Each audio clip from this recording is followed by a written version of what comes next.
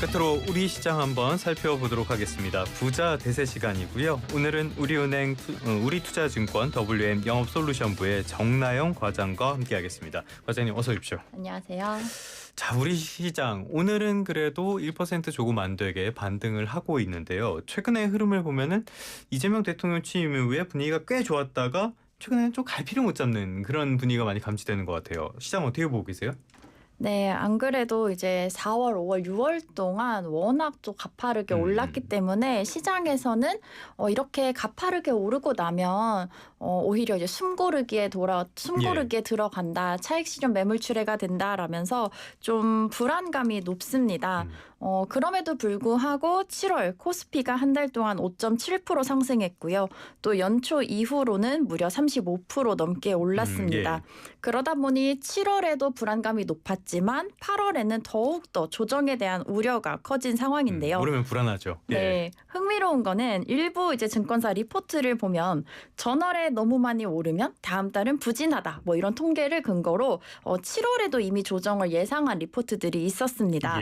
이제 저는 그 리포트를 보면서 1981년 이후 데이터를 전부 분석을 해봤는데요. 그 리포트에서는 1990년 이후를 분석을 했기 때문에 왜 여기서 잘랐을까라는 이제 궁금증이 생겨서 전체를 대상으로 분석을 해봤더니 오히려 전월 수익률이 높으면 그 다음 달에도 증시가 플러스일 가능성이 높다라고 분석을 할 수가 있었는데요.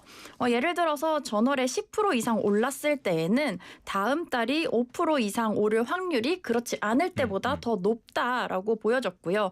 이렇게 보듯이 같은 데이터를 두더라도 사실 증권사별로 또 누가 하느냐에 따라서 해석이 조금 다를 수가 있겠습니다. 따라서 그럼 투자자라면 이런 전망이 나왔다라고 했을 때 어떤 데이터를 어떻게 썼는가를 확인하는 습관이 필요하겠습니다. 이런 걸 기술적 분석이라고 하잖아요. 근데 기술적 분석 볼 때마다 저는 이게 과거의 일이 꼭 똑같이 반복된다고 우리가 얘기할 수 있나라는 의심도 드니까요. 어디까지나 이거는 참고만 하시고 기본적으로는 펀더멘탈을 들어보시는 게 좋겠습니다. 증권사별로도 지금 상황을 어떻게 보느냐 차이가 있는 것 같아요. 어떻습니까? 네, 확실히 있습니다. 제가 이제 어젯밤에 이제 가장 최근 데이터들을 기반으로 증권사별로 우리나라 증시를 어떻게 보고 있는가를 좀 집계를 해봤습니다. 그렇게 했을 때 외국계와 국내 증권사의 좀 특징이 다르다라는 점이 눈에 띄었는데요. 예를 들어서 JP모건, 골드만삭스 같은 경우는 글로벌 자산 배분의 관점에서 우리나라를 바라보고 있습니다. 포트폴리오 측면에서? 네, 맞아요. 이렇게 모든 증권사들이 우리나라 증시를 긍정적으로 보더라도 또 그 이유를 살펴볼 필요가 있겠는데요. 이렇게 외국계 증권사들은 한국이 여전히 다른 나라 대비 밸류에이션적으로 매력이 크기 때문에 싸다. 비중을 늘리자, 비중을 늘릴 것이다. 이런 이제 근거를 드는 거고요. 반대로 국내 증권사들은 긍정적으로 보더라도 그 이유가 반도체 업황이 개선이 되고 국내 정책 모멘텀이 좋고 또 국내 기업 실적 전망이 긍정적이다와 같은 이런 국내 내부적인 요인에 조금 더 중요시하는 모습이 나타났습니다. 이렇게 투자자 입장에서는 그러면 이제 우리가 생각했을 때 한국 시장의 특성을 좀 고려하면 좋을 것 같은데요. 한국 증시는 외국인 자금 유입에 좀 민감한 시장입니다. 그렇죠. 휘둘리죠. 네. 그래서 물론 이제 안 좋은 것일 수 있지만 오히려 투자자들이 그것을 이용해서 그러면 과거에도 외국인 자금이 들어오고 원화 가치가 강세를 보일 때 한국 증시가 굉장히 크게 추세적 강세장을 경험한 기억이 있습니다. 이렇기 때문에 그렇다라고 한다면 요즘에 외국계 증권사에서 이런 분석을 내놓을 때 더군다나 이렇게 원달러 환율이 또 이렇게 떨어지면서 원화 가치가 강세를 보인다라고 한다면 다른 리포트들에서도 나오고 있지만 과거 이런 추세적 강세장 초기랑 좀 유사한 흐름이지 않나 이런 분석도 있어서 외국인 자금의 흐름을 좀 볼 필요가 있겠습니다. 외국인 자금 오늘은 순매수, 어제도 순매수였고요. 순매수 흐름인가 아닌가 조금 애매한데 최근 흐름은 나쁘진 않은 것 같아요. 증권사별로 공통적으로 나오는 대목 어떤 거 있습니까? 네, 7월에는 증권사별로 전망이 좀 엇갈렸습니다. 그런데 8월, 9월에 대한 증권사들의 전망은 대체로 좀 단기 아. 조정 가능성을 좀 많이 네네네. 언급을 하고 있는데요. 다만 그 방향성이 또 다릅니다. 8, 9월에 단기 조정이 온다 하더라도 비관론자들은 상반기 동안 이 밸류에이션 갭을 다 메웠기 때문에 이제 추가 안 싸다는 호재가 뜻인가요? 없다면 네, 네. 차익 실현, 매물이 나올 수 있다 이렇게 보는 거고요. 또 반대적으로 이제 낙관론자들은 단기 조정이 오더라도 이거는 긴 호흡에서 봤을 때 네네네. 단기다라는 점에 좀 집중을 하고 있습니다. 밸류에이션 매력, 반도체 업황 회복 등을 근거로 들고 있고요. 특히 이제 과거에도 보면 이렇게 만약에 추세적 강세장이다라고 했을 때는 4, 5, 6월과 같이 1차 상승장이 온 이후에 한번 조정을 겪고 그 이후에 2차 상승이 이어지는 패턴이 좀 반복이 됐다라는 점을 이렇게 근거로 드는 증권사 리포트도 있습니다. 야, 이 판단하기가 굉장히 어려운데요. 계속 이야기 나오는 밸류에이션, 그러니까 지금 주가가 과연 적정한 주가냐, 이 부분에 한번 살펴보도록 할까요? 오늘 주가가 3,230선에서 움직이고 있는데 코스피가 이 정도면은 우리나라의 뭐 기업 가치라든지 이런 걸 고려했을 때 적정 주가라고 봐야 됩니까? 아니면은 아직은 많이 부족하다고 봐야 됩니까?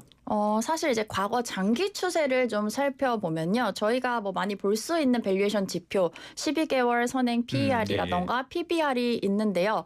가장 뭐 낮았을 때와 비교해서는 굉장히 많이 오른 것으로 네. 보이지만 10년 평균과 비교를 해보면 이제 겨우 평균에 근접하는 수준이다. 아니면 평균을 조금 웃돌고 있다. 이런 수준이기 때문에 사실 이걸 가지고 밸류에이션이 높다라고 보기는 아직은 네, 어렵고요. 그렇기 때문에 지금 증권사들의 전망도 엇갈리고 있습니다. 누군가는 평균에 다다랐으니 네. 더 이상 오르기는 어렵다라고 한번 보는 덜컥 갈 거고요. 거다? 네, 예. 누군가는 이거 봐라 그 전에 고점은 더 높았다. 예, 그때까지 예. 갈 수도 있다라고 보는 거죠. 잘 개인이 잘 판단할 수밖에 없을 것 같은데요. 자, 개인 투자자분들도 고심이 클 것 같습니다. 전략, 투자 패턴 바뀔 것 같은데 어떻습니까? 네, 지금 사실 이제 전망이 어렵다라고 한다면 어떻게 대응을 할 것인가로 저희가 눈을 조금 돌려볼 수 그래야죠. 있겠는데요. 이번 상반기 특히나 4월, 5월, 6월 들어서 점점 강해지고 있는 모습이 바로 트레이딩 드리븐 단기 반응성 매매가 좀 증가를 하고 있는데요. 아, 트레이딩 드리븐이요. 네, 예. 그러니까 단순히 이제 시장의 방향을 따라간다 뭐 이렇게도 볼 수 있을 것 같은데요. 한국 자본시장 포커스 자료를 좀 참고를 해보면 2025년에 뭐 공매도 재개라던가 대체거래소 출범과 같은 신규 제도 도입이 되면서 거래 편의성이 높아졌고 따라서 단기 매매 전략이 더욱 활발해질 수 있는 환경이 조성되었다라는 평가를 하고 있습니다. 예. 실제로 좀 데이터를 참고를 해보면 국내 개인 투자자들 같은 경우는 최근에 반도체를 투자를 하더라도 3배 레버리지 ETF 또 이제 나스닥 100의 방향성에 투자를 한다 하더라도 3배 레버리지 ETF를 이렇게 통해서 사실 이렇게 3배 레버리지 ETF를 투자하는 경우에는 그 보유 기간을 굉장히 짧게 가져갑니다. 네, 이제 그 비용이 좀 많이 발생을 하기 때문인데요. 이렇게 좀 주가가 뭐 하락할 때 순매수하고 상승할 때 순매도하는 것처럼 좀 주가와 반대로 매매하는 것이 특징이기도 하고요. 두 번째는 이렇게 3배짜리로 굉장히 레버리지 활용을 좀 많이 한다 하면서 이거 다 종합하면 그냥 투기성이 강하다 이렇게 되는 거네요. 네, 맞습니다. 그런데 또 여기 두 번째 특징이 하나가 있는데요. 주도 업종, 그 시장의 강세를 견인하는 주도 업종이 있는데 옛날에는 대체로 우리나라 증시에서도 대장 종목, 대장주만 가는 그런 흐름이 나타났다라고 한다면 이번 상반기를 좀 살펴보면 업종 내에서 종목별 순환매 장세가 나타나고 있습니다. 예를 들어서 가장 대장주 1등 기업의 주가가 먼저 오르고 나면 이 기업의 밸류에이션이 이제 어느 정도 비싸져서 그러면 상대적으로 싼 2등 기업이 오르고 그다음에 3등 기업이 오르고 이렇게 하면서 밸류에이션 키 맞추기 현상을 하면서 종목별로 순환매 장세가 나타나는 건데요. 실제로 올해 상반기에 주가 상승이 높았던 업종들을 살펴보면 그 업종 내 수익률 1위 종목의 교체 빈도수가 평균 6회 이상으로 그러니까 평균적으로 한 달마다 주도주가 바뀌었다라고 이제 저희가 해석을 해볼 수가 있겠고요. 이렇게 본다면 내가 이 업종이 업종이 상승하는 데 있어서 한 개의 주도주를 맞춰서 투자를 하는 것보다는 적어도 그 업종이 오르는 걸 놓치지는 말자라는 개념으로 그 업종에 투자하는 ETF를 통해 대응하는 것이 예. 사실 이런 종목 리스크를 줄이면서도 업종 추세를 포착할 수 있는 좋은 방안이라고 생각을 합니다. 뭐 직접 투자도 좋지만은 ETF가 얼마나 좋아요. 접근하기도 쉽고 그래도 3배 이런 거는 자칫 잘못 접근하면은 3배로 손해를 볼 수도 있으니까요. 너무 이런 장밋빛 전망만 보고 들어가시는 거는 지양하는 게 좋지 않을까 싶습니다. 증권사 입장에서 별로 안 좋은 얘기네요. 아무튼 이런 상황에서 투자자들 어떻게 대응하는 게 좋을까요? 네, 뭐 앞에서도 말씀해 주셨지만 저희가 뭐 이제 증권사의 수익의 관점에선 안 좋을 수 있지만 이제 저는 애널리스트니까 증권사 수익과는 이제 독립적인 분석을 할 수밖에 없고요.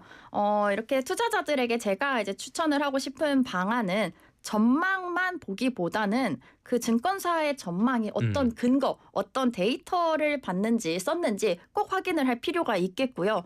두 번째로 각각 다른 보고서라 하더라도 그 큰 흐름에 있어서 공통되는 부분들이 좀 많이 있습니다. 그래서 그 부분을 참고하셔라. 그다음에 마지막으로는 많이들 보통 이제 뉴스의 요약본으로 많이 이제 증권사 리포트를 보시는데 물론 귀찮으시겠지만 꼭 이 리포트 원문을 읽어보면 그 문맥에 따라서 애널리스트가 정말 하고 싶은 말이 담겨 있는 경우가 있습니다.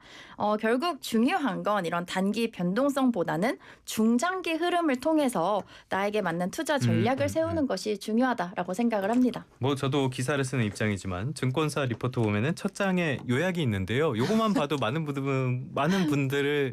부분을 좀 파악할 수 있으니까 많이 원문을 보시는 습관을 들인 것도 많이 도움이 될 것 같습니다.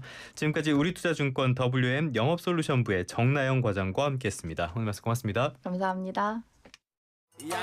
춤과 노래를 즐기는 장수마을 가고시마의 100세 어르신들.